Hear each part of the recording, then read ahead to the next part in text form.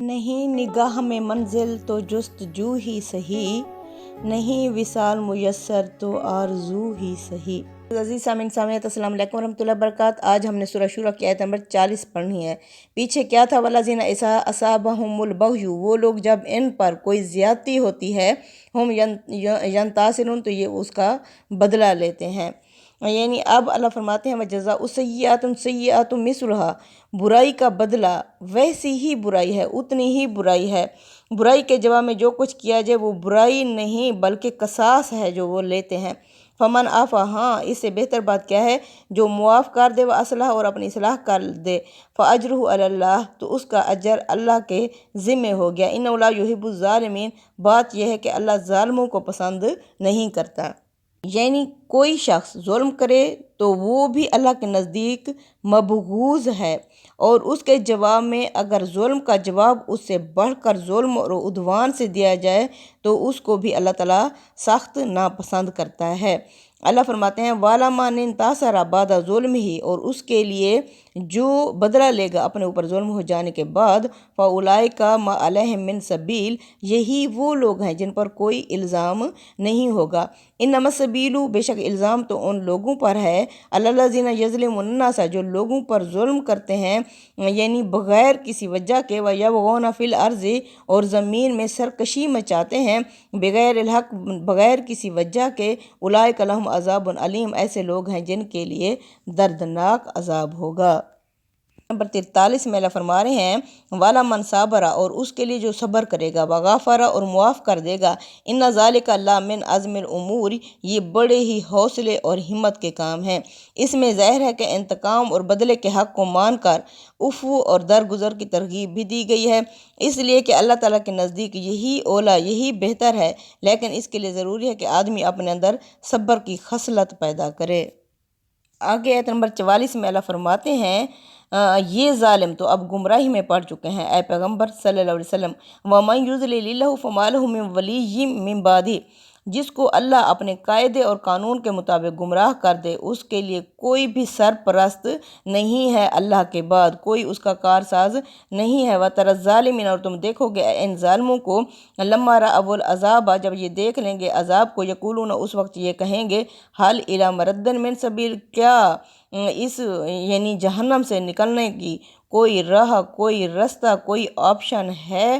یعنی اس قانون کے مطابق جو لوگ جانتے بوجھتے گمراہی پر اصرار کریں، انہیں پھر اللہ اسی گمراہی کے راستے پر ڈال دیتا ہے، اور وہ اس کی توفیق سے بالکل محروم ہو جاتے ہیں، کیونکہ انہوں نے جانتے بوجھتے اس راستے کو پسند کیا تھا اور اس پر چل پڑے تھے، اس لیے اب ان کے لیے وہاں سے نکلنے کی کوئی راہ نہیں ہوگی۔ وَتَرَاهُمْ، تم دیکھو گے ان کو، یعرضون، جب یہ پیش کیے جائیں گے، علیہا، اس جہنم کے سامنے، خاشعین من الذل، جھکی ہوئی ہوں گی ذلت کے مارے، ینظرون، ان کی نظریں، ینظرون من طرف خفی، پھر وہ دیکھ رہے ہوں گے چور نظروں سے۔ چور نظروں سے کیسے؟ یعنی بالکل اسی طرح جیسے کسی مجرم کو مقتل کی طرف لے جایا جائے اور وہ اپنے جلاد یا مقتل کو دیکھتا ہے، تو ایسے ہی نظروں سے یہ دیکھ رہے ہوں گے۔ اس وقت یہ کہیں گے وَقَالَ الَّذِينَ آمَنُوا، اس وقت کہیں گے ایمان والے لوگ، ان الخاسرین الذین، بے شک خسارے میں ڈالا، نقصان میں ڈالا ان لوگوں نے، خاسروا انفسهم، جنہوں نے نقصان یا خسارے میں ڈالا اپنے آپ کو، وآلہم، اور اپنے گھر والوں کو، یوم القیامہ، قیامت کے دن، الا، خبردار ہو جو، ان الظالمین، بے شک ایسے ظالم، فی عذاب مقیم، ہمیشہ اور دائمی عذاب میں مبتلا ہوں گے۔ استغفر اللہ۔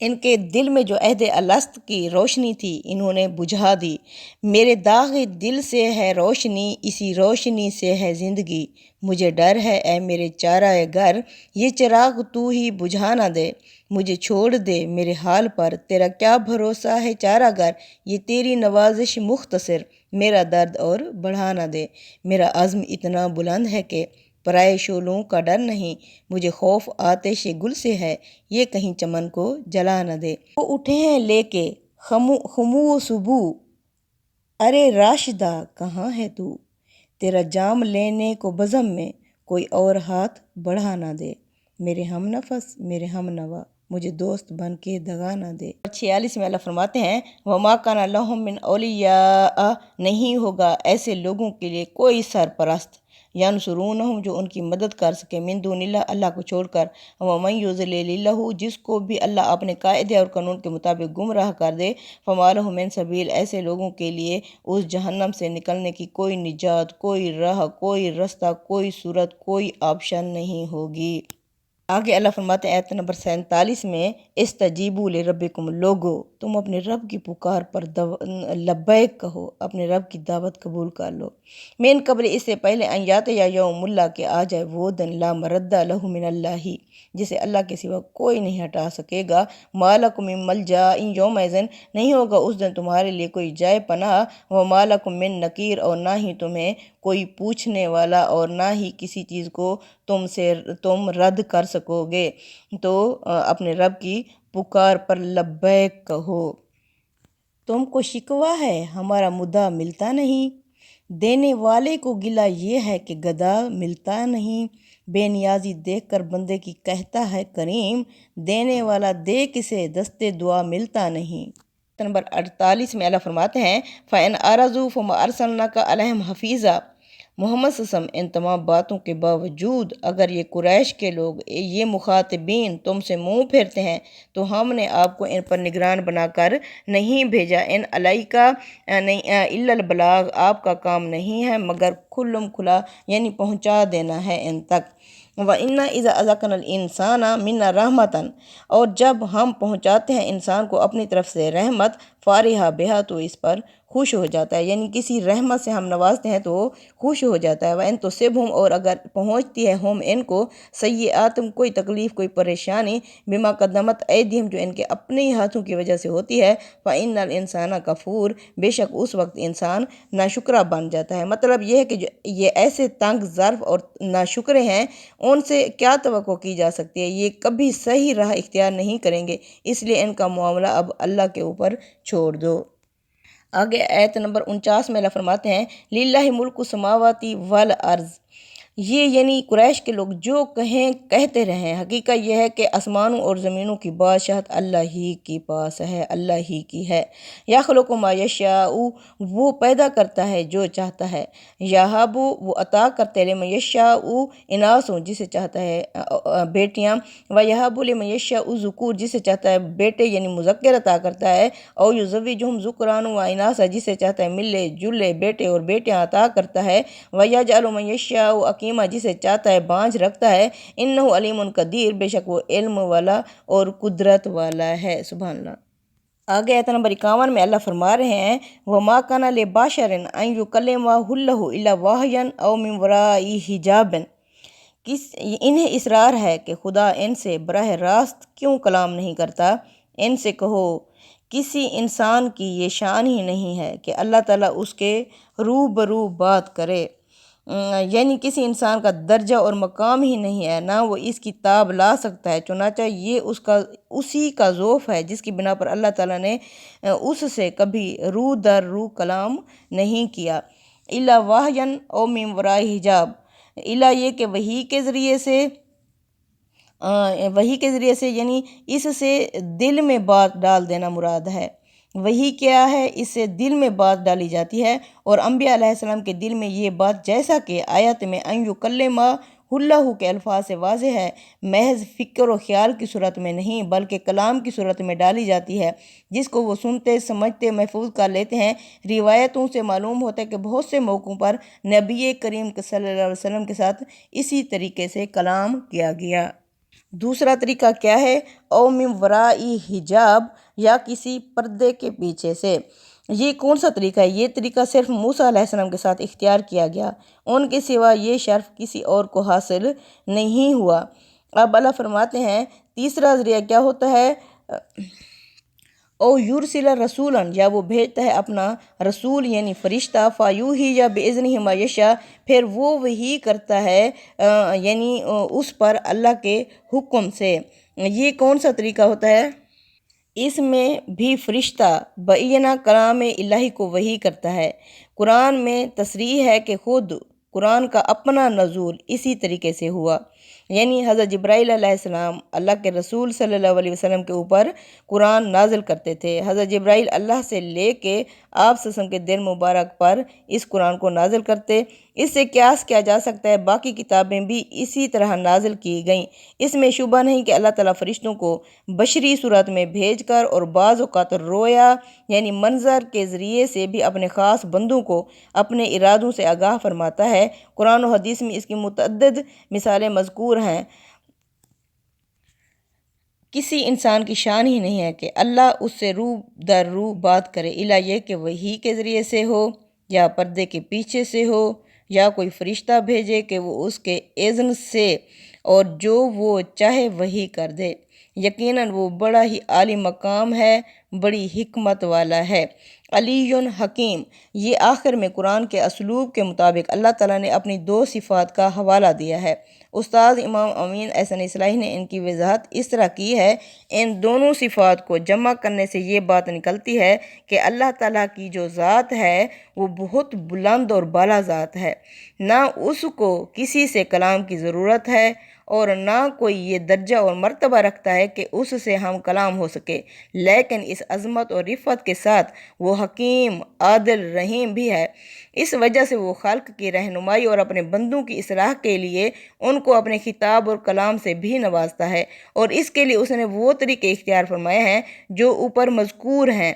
3 तरीके, मतलब ये है कि इससे आगे बढ़कर जो लोग ये मुतालबा कर रहे हैं खुदा उनमें से हर एक से रूह दर रूह होकर बात करे, तो इस किस्म के लोग ना खुदा की अज़मत से आगाह हैं और ना अपनी बेहकीकती से।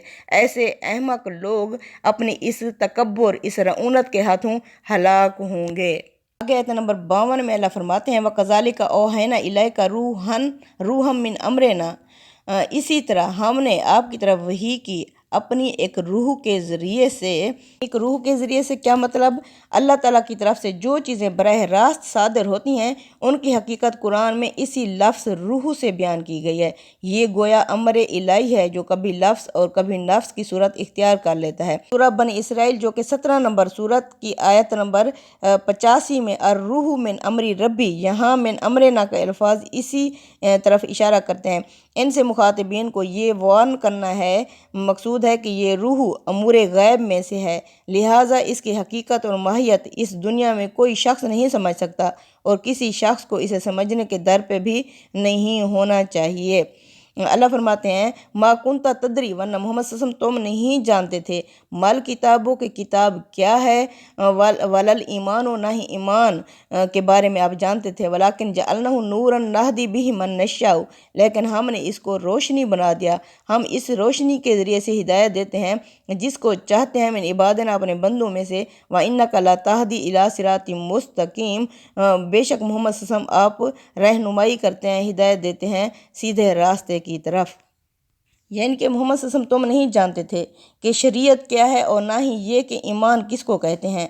अब शरीयत क्या है, यानी लफ्ज़ अल किताब इस्तेमाल हुआ है। कुरान की ज़बान में ये कानून और शरीयत के लिए आता है, तो यहाँ भी इसी के लिए इस्तेमाल हुआ है। और ना ही आप ईमान को जानते थे। दूसरे मकामात में अल किताब के साथ अल हिकमा आया है, वहाँ हम वाज़ कर चुके हैं कुरान की इस्तिलाह में अल हिकमा से मुराद ईमान और इखलाक की तालीमात है जो अंबिया अलैहिस्सलाम लेकर आते हैं। यहाँ अल किताब के साथ अल ईमान है। सूरह बनी इसराइल में इखलाकी तालीमात को बयान करने के बाद ज़ालिका मिम्मा औहा इलैका रब्बुका मिनल हिकमती के अल्फाज से कुरान ने गोया अपनी ताबीर की खुद तफसीर कर दी है कि अल हिकमा से उसकी क्या मुराद है। नबी करीम सल्लल्लाहु अलैहि वसल्लम के लिए आयत में इन दोनों से आशनाई की जो नफ़ी की गई है वो इनकी तफसीलात और तकाज़े के एतबार से, इसमें तफसीलात और मक़तज़ियात के एतबार से ये नफ़ी है।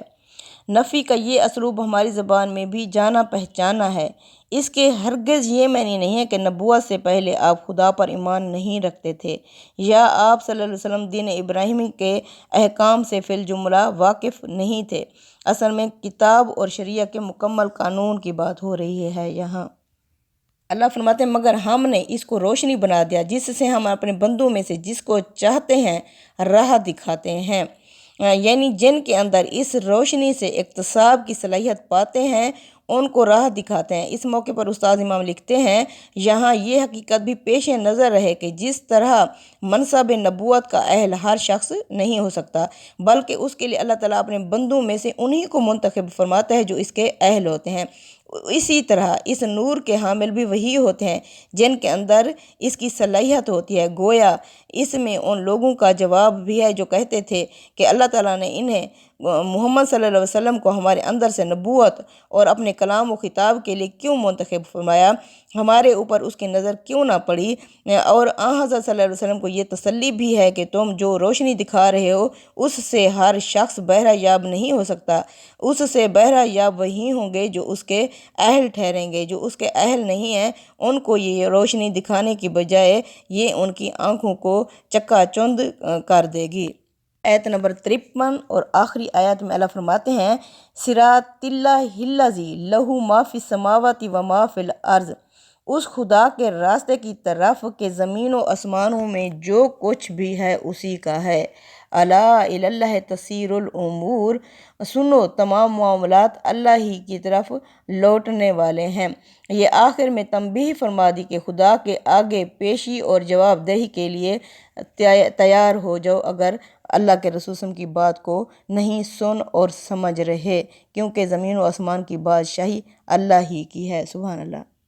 راز ہستی راز ہے جب تک کوئی محرم نہ ہو، کھل گیا جس دم تو محرم کے سوا کچھ بھی نہیں۔ صدق اللہ العظیم۔